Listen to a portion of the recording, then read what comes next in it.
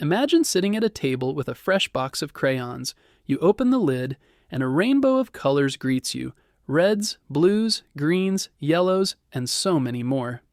Each crayon has its own neat paper wrapper and sharp tip, ready to bring your drawings to life. Crayons feel simple, but behind them is a long history of invention, creativity, and fun. The story of crayons is about how people found a way to put color in children's hands all over the world. The idea of coloring with wax is not new.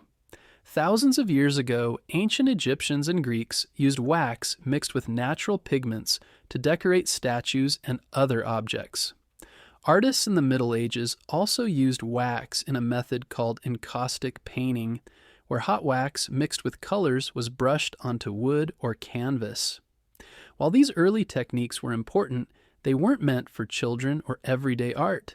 They were complex, messy, and mostly for professional artists. The crayons we know today began with chalk and charcoal. In the 1700s and 1800s, artists and students used sticks of colored chalk or compressed charcoal to sketch and shade. These were helpful, but they broke easily and created dust. People wanted something cleaner, sturdier, and more colorful. This led to experiments with mixing pigments and wax into small sticks. The first crayons designed for kids appeared in Europe in the 1800s. They were made by combining colored pigments with oil and charcoal. These early crayons worked, but they were often messy, oily, and sometimes even toxic because of the materials used. Parents and teachers wanted something safer for children. That demand for safety and simplicity opened the door for a big invention in America. In 1903, two cousins, Edwin Binney and Harold Smith, founded the company Binney and Smith. They were already successful at making products like pigments for paints and even black carbon for tires. But they wanted to create something new for schools and families. They experimented with paraffin wax, a safe, inexpensive material, and added non-toxic pigments to create smooth, colorful sticks. Their invention was the modern crayon. That same year, Binney and Smith introduced their first box of Crayola crayons. The box held just 8 colors: red, blue, green, yellow, orange, violet, black, and brown. The name Crayola was invented by Edwin Binney's wife, Alice. She combined cray, the French word for chalk, with ola, from the word oleaginous, meaning oily. The new crayons were safe, bright, and affordable, and they quickly became popular in schools and homes. From those first 8 colors, Crayola grew into a worldwide favorite. Over the years, more and more shades were added. By the 1950s, boxes with 48 and 64 colors were being sold, complete with a built-in sharpener. Children could now color with hues like maize, periwinkle, and burnt sienna. The company also began renaming and inventing new shades to keep up with trends, eventually expanding to more than 120 different crayons.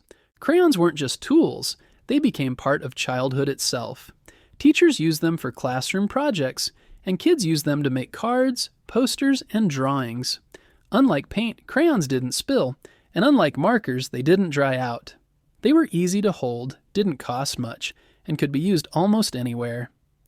For many children, the first step into art was picking up a crayon. Crayons became so iconic that they found their way into museums.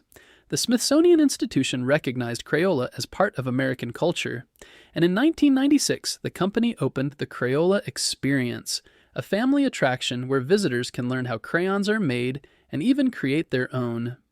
Crayons had gone from being just a classroom tool to a symbol of creativity and imagination around the world. Today, billions of crayons are produced every year. They are sold in more than 80 countries, and Crayola remains the best-known brand. Yet other companies also make crayons, each adding their own twist. Some crayons are made with soy-based wax for a natural option, while others are designed to be extra durable or easy to wash off. Despite these changes, the basic idea has stayed the same: a simple stick of wax and color that anyone can use.